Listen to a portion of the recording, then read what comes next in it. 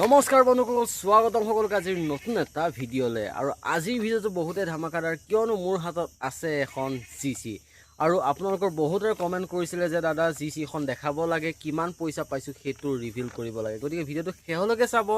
আজি সম্পূৰ্ণৰূপে দেখাম যে মোৰ হাতত থকা জিচিখনত মই যোৱা বেষ্টত কিমান টকা পালোঁ, কিমান টকা আচলতে মোৰ খৰচ হ'ল, সকলোখিনি জনাবলৈ চেষ্টা কৰিম। ভিডিঅ'টো শেহলৈকে চাব। যদি ভাল পায় এটা লাইক কৰিব, লগৰবোৰৰ মাজতো ভিডিঅ'টো শ্বেয়াৰ কৰি দিব, যাতে যোনসকল নতুন পালক আছে তেখেতলোকৰ যাতে এই ভিডিঅ'টোৰ পৰা অলপ হ'লেও মটিভেট হয় বা অলপ হ'লেও সাহস পায়। তেনেহ'লে বলক আজিৰ ভিডিঅ'টো আমি আৰম্ভ কৰোঁ। চাওক, আজি মই আপোনালোকক দেখাব গৈ আছোঁ মোৰ যোৱা বেষ্টৰ কিমান টকা মই ইনকম কৰিলোঁ বা কিমান টকা ছগুনাৰ পৰা মই পালোঁ। অৰ্থাৎ মই কোম্পানী যিহেতু ফাৰ্ম কৰি আছোঁ, গতিকে কোম্পানী ফাৰ্মৰ পৰা মই কিমান টকানো এইবাৰ পালোঁ, সকলোখিনি A to Z আপোনালোকৰ এইখনতে আছে। গতিকে এইখনতে সকলোখিনি দেখাবলৈ চেষ্টা কৰিম। ভিডিঅ'টো শেহলৈকে চাই থাকিব। আৰু এই বেষ্টৰ যিখন জিচি, সেই জিচিখনো ওলাল, কি মই আপোনালোকক দেখাম। সেইখন পৰহি মানে আপোনালোক সেইখনো দেখাব পাৰিম। ঠিক আছে। আজি মই যোৱা বেষ্টৰ, যিহেতু বহুতে কমেণ্ট কৰি আছিলে যে দাদা যোৱা বেষ্টৰ যিখন নেকি মই গ'ল্ড কইনছ পাবলৈ সক্ষম হৈছিলোঁ, সেই জিচিখন দেখাব লাগে বুলি বহুতে কমেণ্ট কৰি আছিলে। গতিকে সেই জিচিখন লৈ আহিছোঁ।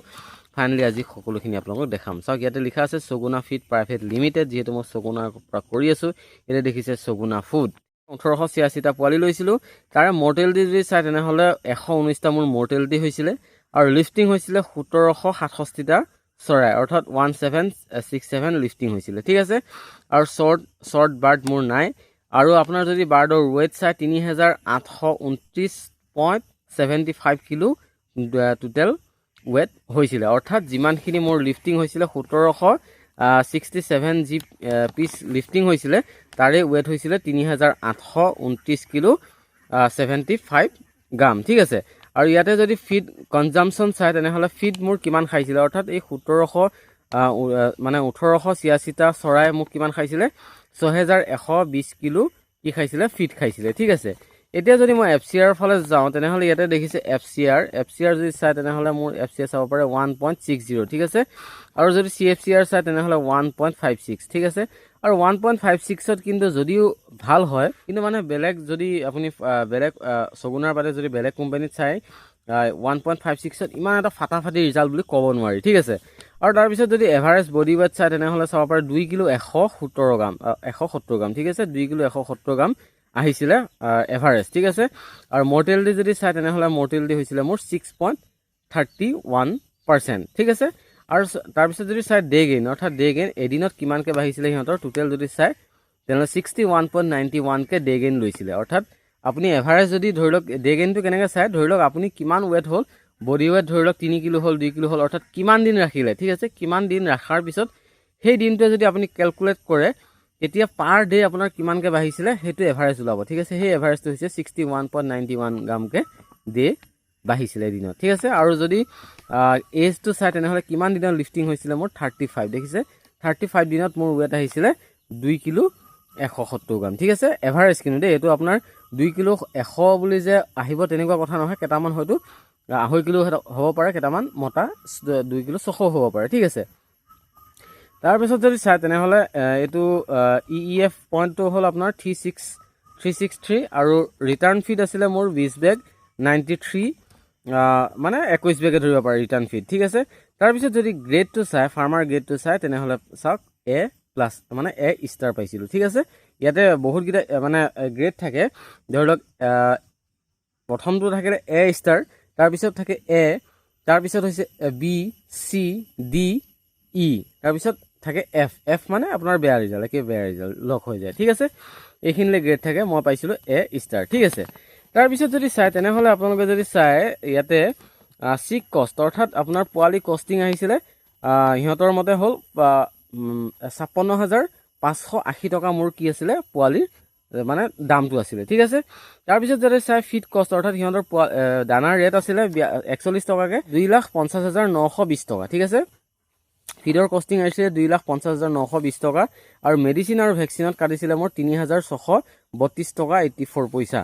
তাৰপিছত এডমিনিষ্ট্ৰেশ্যন কষ্ট যদি চাই তেনেহ'লে আপোনাৰ কাটিছিলে 7,544 টকা। ঠিক আছে। এইটো এডমিনিষ্ট্ৰেশ্যন চাৰ্জটো সিহঁতৰ 4%কৈ ধৰে। ঠিক আছে। প্ৰডাকশ্যন কষ্ট যদি চাই তেনেহ'লে 3,18,674 টকা 84 পইচা। ঠিক আছে। এইটো হৈছে মোৰ প্ৰডাকশ্যন কষ্ট।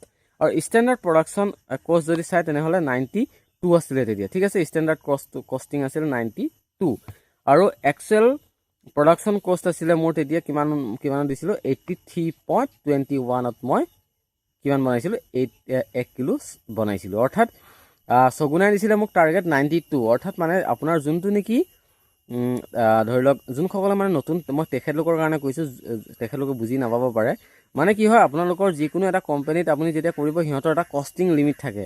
ধৰি লওক আপোনাৰ ইয়াতে দিয়ে 92, কিছুমান কোম্পানীত 87ও দিয়ে, কিছুমানত 94 দিব পাৰে। সিহঁতৰ অনুপাতে সিহঁতক আপোনাক এটা মানে কষ্টিং থাকে সিহঁতৰ, ঠিক আছে। সেই কষ্টিংটোৰ ভিতৰত আপুনি 1 কিলো বনাব লাগিব। অৰ্থাৎ ইয়াতে আছিলে 92 কষ্টিঙত মই 1 কিলো বনাব লাগে। মই বনাইছিলোঁ কিমান 83.21ত 1 কিলো বনাই দিছিলোঁ। অৰ্থাৎ মোৰ এই যিটো ৰেহাই পালোঁ, অৰ্থাৎ 93ৰ পৰা আপোনাৰ 92ৰ পৰা 83 যিটো গ'ল 9 টকামান মই যিটো ৰেহাই পালোঁ, 9 টকাই ধৰি লওক এইটো কিমান ৰেহাই কৰিলোঁ চাওক। ইয়াতে ছেভিং 8.79 কি কৰিলোঁ মই ৰেহাই কৰিলোঁ, ঠিক আছে। তাৰপিছত এইফালে যদি চাই তেনেহ'লে ষ্টেণ্ডাৰ্ড গ্ৰ'য়িং চাৰ্জ আপুনি যদি চাই তেনেহ'লে মোৰ ষ্টেণ্ডাৰ্ড কষ্টিং যদি চাই ধৰি লওক 8 টকা 50 পইচাকৈ যদি চাই তেনেহ'লে মোৰ পইচা হয় 32,552 টকা 88 পইচা, ঠিক আছে। আৰু যদি অৰ্থাৎ প্ৰডাকশ্যন কষ্ট ইনচেণ্টিভ যদি চাই, যিহেতু মই কম পইচাত মই সিহঁতৰ 1 কিলো বনাই দিলোঁ, গতিকে মোৰ তাৰ পৰা পালোঁ কিমান 24,816 টকা মানে 69 পইচা, ঠিক আছে। মই কিমান পালোঁ 24,816 টকা 78 পইচা মই কি পালোঁ তাৰ পৰা প্ৰডাকশ্যন কষ্ট পালোঁ, ঠিক আছে। আৰু ইয়াতে প্ৰডাকশ্যন কষ্ট ডিডাক্ট ইয়াৰ পৰা মোৰ একো হোৱা নাইকিয়া, ঠিক আছে। তাৰপিছত যদি চাই আৰ্ণ গ্ৰ'য়িং চাৰ্জ আপুনি টোটেল মিলাই কেনে চাব পাৰে। ইয়াতে 57,759.96 টকা মই কি পাবলৈ সক্ষম হ'লোঁ। তাৰপিছত গ্ৰ'য়িং চাৰ্জ ইয়াতে যদি চাই তেনেহ'লে পাৰ কিলো মই পালোঁ কিমানকৈ 15 টকা 8 পইচাকৈ, ঠিক আছে। মই যদি পাৰ কিলো চাই তেনেহ'লে 15 টকা 8 পইচাকৈ মই পাৰ কিলো পালোঁ। আৰু ইয়াতে যদি এটা বাৰ্ডত চাই তেনেহ'লে মই এটা বাৰ্ডত পালোঁ কিমানকৈ 32 টকা 69 পইচা, ঠিক আছে। 32.69কৈ এটা বাৰ্ডত মই পালোঁ। তাৰপিছত ইয়াতে যদি চাই অপেনিং বেলেঞ্চ যদি চাই তেনেহ'লে 4,297 টকা মোৰ কি আছিলে লেম্বাৰ্ড আছিলে, ঠিক আছে। যিহেতু মোৰ 4,297 টকা কি মই দিবলগীয়া আছিলে, যিহেতু লেম্বাৰ্ডখিনি আছিলে। আৰু লেম্বাৰ্ডখিনি মোৰ কি কৰি চালানটো ইয়াতে এড কৰি দিল 4,297, ঠিক আছে। এইটো কি হ'ল মোৰ ইয়াৰ পৰা ডিডাকশ্যন হ'ল। তাৰপিছত কি হ'ল মোৰ ইয়াৰ পৰা যিহেতু এইটো পইচাটো মই দিব নালাগে, যিহেতু মোৰ চালান কাটি দিলে, সেইটো মোৰ ইয়াৰ পৰা এইটো মাইনাছ কৰি দিলে। আৰু মাইনাছ কৰি দিয়াৰ পিছত ইয়াতে TDS কাটিলে মোৰ 578 আৰু ইয়াতে আদাৰ বাৰ্ড চেলত আপোনাৰ এইটো আহিলে 4,296 মাইনাছ হ'ল। তাৰপিছত আপোনাৰ এইটো হৈছে যিটো 700 টকা, ইয়াত কি হয় 700 টকা ইয়াতে চাব পাৰে ইণ্টাৰ ফাৰ্ম ফিড ট্ৰান্সফাৰ, ঠিক আছে। যিটো নেকি ফিড আপোনাৰ তাত ৰখি যাব ইয়াতে ছগুণাত কি হয় আপুনি সেইটো নিজে দিব লাগিব, ঠিক আছে। সেইটোৰ বিনিময়ত মই কিমান পালোঁ 700 টকা। যদি আপুনি ধৰি লওক সেইটো আপুনি যদি নিজে দিয়ে, ধৰি লওক আপোনাৰ ঠেলা আছে ওচৰৰ ফাৰ্মত দিবগৈ লাগে, আপুনি ঠেলালৈ দিবগৈ পাৰে। যদি আপুনি ধৰি লওক টমটম এখন লৈ যায় টমটমত দিব পাৰে, সেইটো নিজৰ কথা, আপুনি যেনেকৈ দিয়ে আপোনাক সেইটো কিন্তু এড কৰি দি দিব। যিমান হয় ধৰি লওক আপুনি যদি 200 হয় আপোনাক 400 টকা ধৰি দিব, যদি 400 হয় আপোনাক 800 টকা ধৰি দিব, তেনেকুৱা ধৰণৰ ধৰি দি দিয়ে, ঠিক আছে। তাৰপিছত মই টোটেল পালোঁ 53,585.22 ৰুপিজ, ঠিক আছে। যোৱাবাৰ ৰিজাল্টটো এইটোৱে আছিলে। যোৱা বেষ্টত বহুত দিনৰ পৰা আপোনালোকক কৈ আছিলোঁ যে এই GC-খন দেখাম বুলি, আৰু বহুতে মোক কমেণ্টো কৰি আছিলে যে তাৰ GC-খন দেখাব, গতিকে আজি এই ভিডিঅ'টো লৈ আহিলোঁ। আৰু এই বেষ্টৰো ৰিজাল্ট মোৰ বৰ বেয়া নহয়, ভালেই হৈছে, কিন্তু তথাপি A ষ্টাৰ পাবলৈ সক্ষম নহ'লোঁ এবাৰ, যিহেতু অলপ গৰম আছিলে আৰু মোৰ অলপ মডেলটো বেছিকৈ হৈছিলে, গতিকে A ষ্টাৰ নাপালোঁ যদিও ইমান এটা বেয়া ৰিজাল্ট হোৱা নাই।